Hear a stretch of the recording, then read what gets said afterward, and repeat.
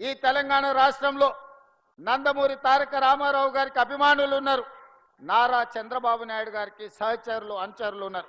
వాళ్ళందరికీ నా విజ్ఞప్తి ఒక్కటే, ఈ తెలంగాణ రాష్ట్రంలో తెలుగుదేశం ఉండొద్దని కక్ష గట్టి ఆ పార్టీ నాయకత్వాన్ని దెబ్బతీసిన చంద్రశేఖరరావును బీఆర్ఎస్ ను సమూలంగా 100 మీటర్ల గోతి తీసి పాతి పెట్టినప్పుడే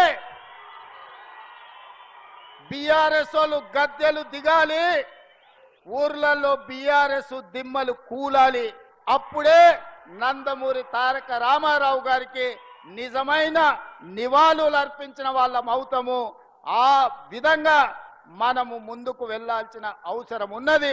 బీఆర్ఎస్ ను బొందబెట్టాల్సిన బాధ్యత మన అందరి మీద ఉన్నది మిత్రులారా.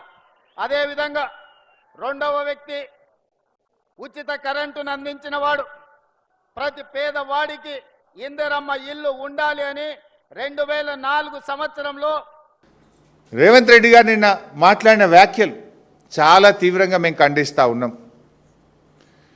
బీఆర్ఎస్ జెండా గద్దెలు కూల్చాలని మాట్లాడుతుండు.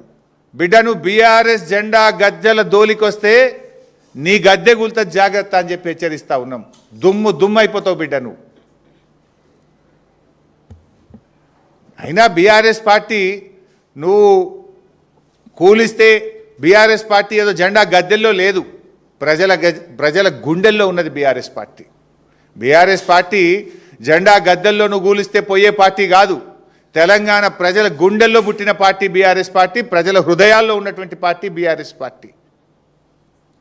ఈ హౌలా మాటలు బంద్ చేయి, పిచ్చి పిచ్చి మాటలు బంద్ చేయి, 6 గ్యారంటీల మీద దృష్టి పెట్టు. అయినా ఎన్టీఆర్ గురించి నువ్వు మాట్లాడుతున్నావు. అసలు ఎన్టీఆర్ గారు ఆ పార్టీ ఎప్పుడు పుట్టిందండి?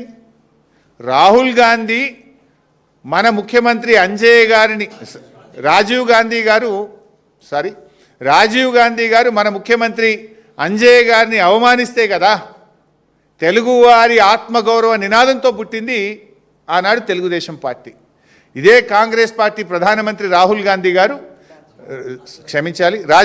గారు మన ముఖ్యమంత్రి అంజయ్య గారిని అవమానిస్తే ఆ రోజు తెలుగుదేశం పార్టీ పుట్టింది. తెలుగుదేశం పుట్టుకనే కాంగ్రెస్ వ్యతిరేకంగా. ఎన్టీఆర్ గారు ఆనాడు కాంగ్రెస్ పార్టీకి వ్యతిరేకంగా జాతీయ స్థాయిలో నేషనల్ ఫ్రంట్ నెలకొల్పిండు కదా. కాంగ్రెస్ భూస్థాపితమే నా లక్ష్యమని ఎన్టీఆర్ గారు ప్రతినబూనిండు కదా. నిజంగా కాంగ్రెస్ భూస్థాపితమైతే ఎన్టీఆర్ గారి ఆత్మశాంతి చేకూరుతుంది. నీకు అంత ప్రేమ ఉంటే పోయి తెలుగుదేశంలో ఉండేవి ఎందుకు కాంగ్రెస్లోకి వచ్చినావు? నువ్వు ద్రోహివి నిజంగా చెప్పాలంటే. ఇవాళ తెలుగుదేశం నుంచి బయటకు వచ్చి నువ్వు ద్రోహం చేసినావు కాంగ్రెస్ తెలుగుదేశానికి. ఇవాళ నువ్వు ఎన్టీఆర్ గురించి మాట్లాడే అర్హత ఉందా? ఎన్టీఆర్ జీవితం అంతా కాంగ్రెస్ వ్యతిరేకంగా పోరాడిండు. గల్లీ నుంచి ఢిల్లీ దాకా కాంగ్రెస్ వ్యతిరేకంగా పోరాడిండు. ఆ ఎన్టీఆర్ గారు ఎప్పుడు ఆత్మశాంతి చేకూరుతుందంటే కాంగ్రెస్ ఈ రాష్ట్రంలో భూస్థాపితమైతే ఎన్టీఆర్ గారి మనశ్శాంతి జరుగుతుంది. పాత కాంగ్రెస్ కార్యకర్తలందరూ కూడా మాట్లాడుకుంటున్నారు. వరుసగా మా మంత్రుల మీద ఎందుకు జరుగుతుంది ఇది? శ్రీధర్ బాబు పాత కాంగ్రెస్, పొన్నం ప్రభాకర్ పాత కాంగ్రెస్, వెంకటరెడ్డి పాత కాంగ్రెస్, బట్టి విక్రమార్క పాత కాంగ్రెస్, వరుసగా పాత కాంగ్రెస్ మంత్రుల మీదనే వస్తున్నాయి. ఎందుకు వస్తున్నాయి? ఏం జరగబోతుంది రేపు భవిష్యత్? చాలా స్పష్టంగా కనబడుతుంది. రేవంత్ రెడ్డి టు మోడీ వయా బాబు ఇలా ఖమ్మంలో కనబడ్డది నీ భాగవతం. చాలా స్పష్టంగా తెలుగుదేశం జెండాలు పెట్టుకొని నీ కాంగ్రెస్ సభలో ఏమని విజ్ఞప్తి చేస్తాడు? తెలుగుదేశం ని ఖతం చేసిన కేసీఆర్ ను పాత్ర పెట్టాలి. బిడ్డ రేవంత్, నీ బాబు చంద్రబాబు ఇట్నే ప్రగల్భాలు పలికి పత్తా లేకుండా పోయిండు తెలంగాణ నుంచి. తెలంగాణలో పాత్ర పెట్టిండ్రు ప్రజలు నీ బాబును, నీ పార్టీని. ఇట్లనే ప్రగల్భాలు పలికిండు. ఎక్కడుంటది తెలంగాణ?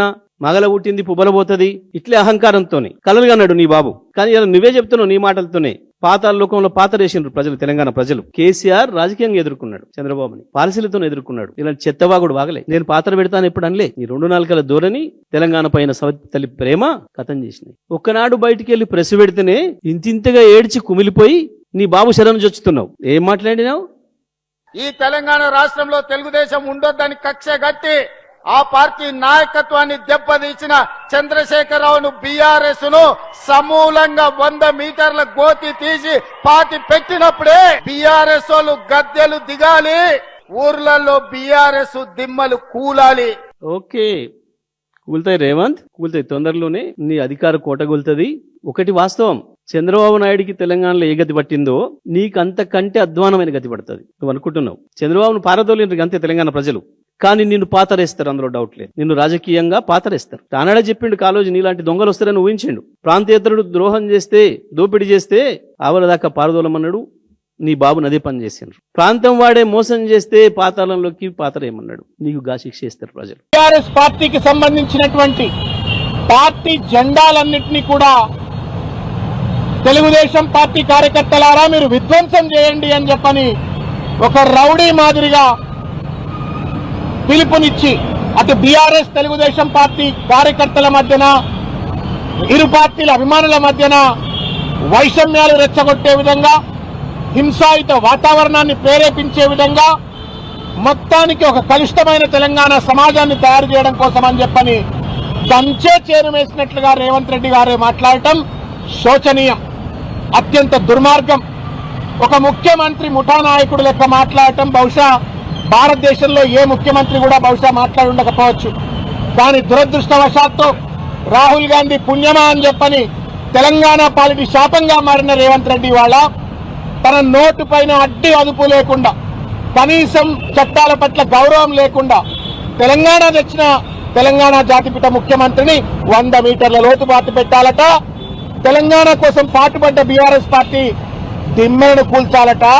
తెలంగాణకు ద్రోహం చేసినటువంటి, తెలంగాణకు గండిగొట్టినటువంటి 1200 మంది బిడ్డలు తెలంగాణ ఉద్యమకారులు అమరులు రావడానికి కారకులైనటువంటి ఒక తెలుగుదేశం పార్టీ ఇక్కడ బతకాలా, బట్టగట్టాలా, వాళ్ళ పార్టీ ఉండాలా, వాళ్ళ పార్టీ దిమ్మలు ఉండాలా.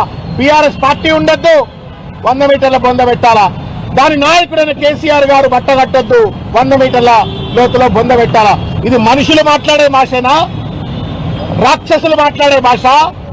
రాజ్యాంగం మీద గౌరవం ఉన్న కనీస నాగరికత తెలిసిన వ్యక్తి మాట్లాడే మాట అని చెప్పని వాళ్ళ తెలంగాణ సమాజాన్ని మేము ప్రశ్నిస్తా ఉన్నాం. ఈ విషయం పైన పోలీసు వారు నిష్పక్షపాతంగా, తప్పు ఎవరిదైనా తప్పే, the rule has to be applied equally to for everybody. అది ముఖ్యమంత్రి అయినా లేకపోతే సెక్రటేరియట్ లో చెప్రాస్ అయినా తప్పనిసరిగా చట్టం సమానంగా అప్లై కావాలా. ఇవాళ డీజీపీ గారికి మేము రిప్రజెంటేషన్ ఇచ్చినాం. పెద్దలు గౌరవనీయులు ముఠా గోపాల్ గారు, ముషిరాబాద్ శాసనసభ్యులైన ముఠా గోపాల్ గారి యొక్క నాయకత్వంలో డీజీపీ గారికి మేము వినతి పత్రం ఇచ్చాం. నిష్పక్షపాతంగా, నిర్దగ్ధంగా సమాజంలో అశాంతి రెచ్చగొట్టే విధంగా, 2 రాజకీయ పార్టీల మధ్యన వైషమ్యాలు రెచ్చగొట్టి సమాజంలో హింసాయుత వాతావరణాన్ని రెచ్చగొట్టే విధంగా మాట్లాడిన రేవంత్ రెడ్డి పైన సుమోటో కేసులు పెట్టాలని చెప్పని, ఈ రేవంత్ రెడ్డి వ్యాఖ్యలను ప్రచారం చేసినటువంటి ఒక సామాజిక మాధ్యమాలపైన, మీడియా మాధ్యమాలపైన తగు కేసులు పెట్టాలా అని చెప్పని డీజీపీ గారికి విజ్ఞప్తి చేస్తూ మేము ఈ వినతి పత్రం ఇవ్వటమైంది. మేము అడుగుతా ఉన్నాం, తెలంగాణ సమాజాన్ని కూడా దయచేసి లోతుగా ఆలోచించాలని చెప్పని నేను కోరుతా ఉన్నాను. తెలంగాణ కోసం ప్రాణత్యాగానికి సిద్ధపడ్డ కేసీఆర్ 100 మీటర్ల లోతు